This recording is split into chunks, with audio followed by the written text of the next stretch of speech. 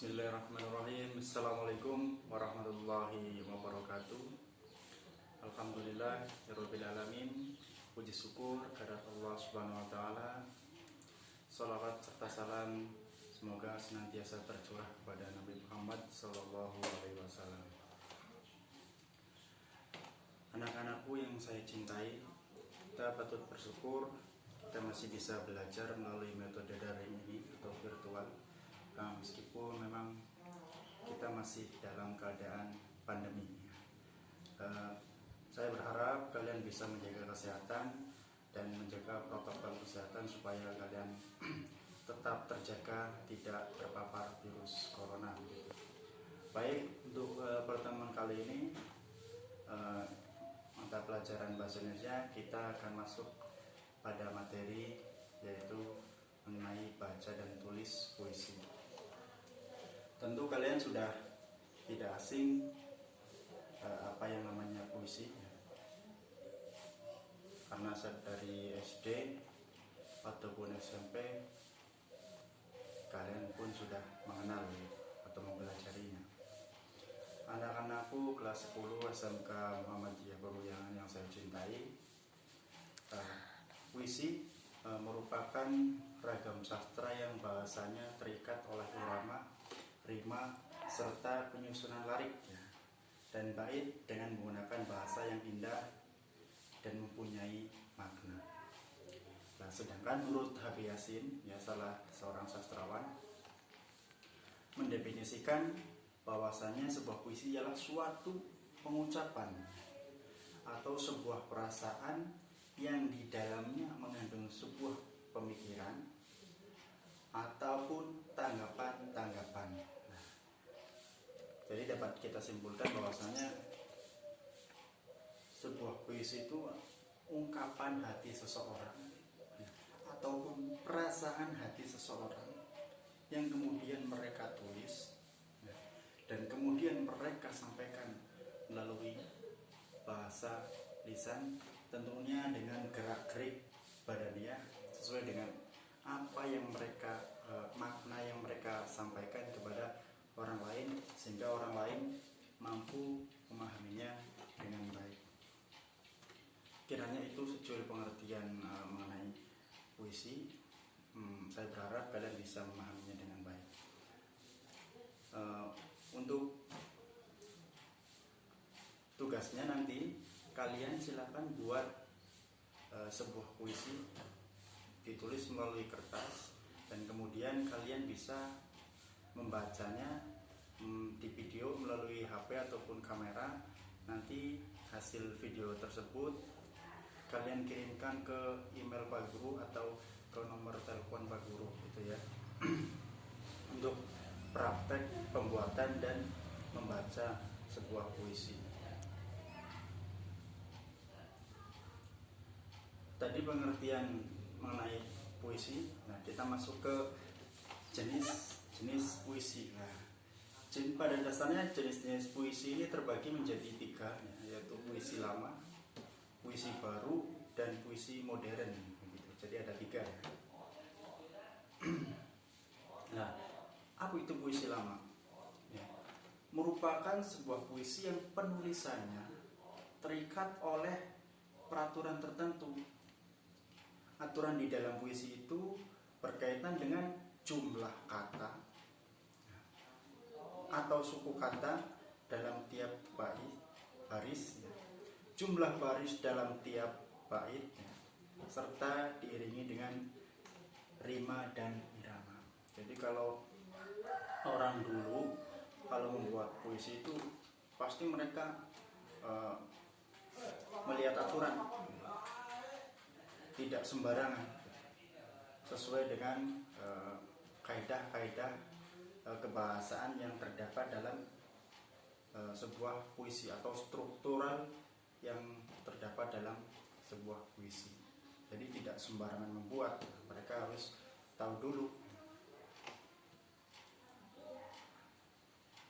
Itu terkait pengertian sebuah puisi lama. Nah, namun berbeda dengan halnya sebuah puisi baru. Kalau tadi puisi lama itu masih terikat oleh aturan-aturan, Sedangkan puisi baru justru tidak mengenal aturan. Tidak mengenal aturan. Seorang bebas menuliskan sebuah puisi dengan apa yang mereka rasakan tanpa harus melihat aturan-aturan kepenulisan puisi. Lah, mengapa seperti ini? Lah, karena puisi baru itu sudah terakulturasi oleh budaya luar, budaya barat, budaya modern. Jadi budaya-budaya lama seperti halnya yang terdapat dalam puisi lama ini sudah perlahan sudah hilang.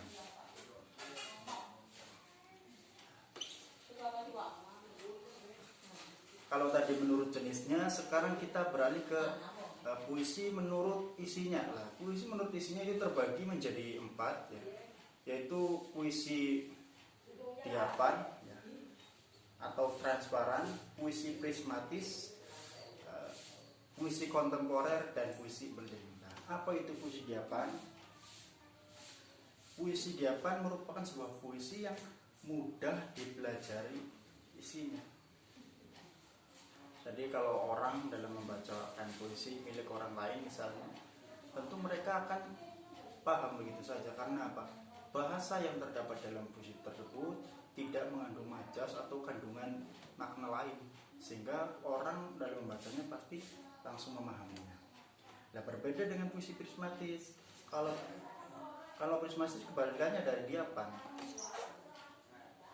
Puisi ini mengandung makna-makna atau banyaknya majas yang terkandung, sehingga seorang dalam membacakan puisi prismatis itu tidak cukup sekali, butuh 2 atau 3 kali untuk bisa memahaminya dengan baik, karena sulit bahasa yang terkandung di dalamnya. Nah, kalau sedangkan kontemporer ini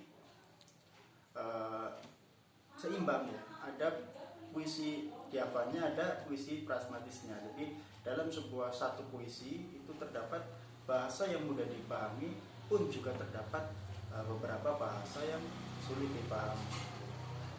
Sedangkan puisi beling ini adalah sebuah puisi yang lebih ke arah sindiran begitu. Biasanya puisi ini digunakan oleh politikus-politikus untuk menyindir lawan politiknya, seperti yang sedang marak terjadi begitu di Indonesia. Kalau DPR entah gubernur pun kalau menyinggung lawan politiknya pasti menggunakan sebuah puisi. Nah, puisi ini dinamakan puisi beling. Tadi ada menurut jenisnya, menurut isinya. Nah, ini kita beralih ke puisi lama tadi. Puisi lama terbagi menjadi 5. Yang pertama adalah mantra. Tentu kalian tahu mantra ya, yang biasa digunakan oleh dukun-dukun, biasanya kalau di pedesaan itu. Sebagai contoh misalnya Pak Guru katakan bim salabim ada kadabra. Lah, ini mantra yang biasa digunakan oleh kalangan masyarakat Indonesia begitu ya. Bim salabim ada kadabra. Lah, ini mantra ini sebenarnya masuk dalam puisi lama. Yang kedua adalah pantun ya. Pantun sebuah puisi pendek begitu ya, yang aturannya bersajak AB-AB begitu ya. Barang antik, barang baru, kamu cantik, punya Pak Guru, misalnya begitu. Yang ketiga adalah gurindam. Gurindam sebetulnya sebuah pantun, hanya lebih sedikit, hanya 2 baris begitu ya. Kurang pikir, kurang siasat, tentu dirimu kelak tersesat begitu. Yang keempat adalah syair. Syair ini bisa dikatakan puisi panjang ya. Hatiku rindu bukan kepalang pada sosok yang cantik menawan ya. Aku harap kita akan bertemu duduk bersama di pelaminan. Yang terakhir adalah kalimat perirama ya. kalimat berirama ini misalnya lagu-lagu dengan diiringi musik lah, dengan alunan yang syahdu mendayu-dayu sehingga orang menikmatinya begitu. Ya, kali ini pertemuan hari ini kita cukupkan. Bila itu Assalamualaikum warahmatullahi wabarakatuh.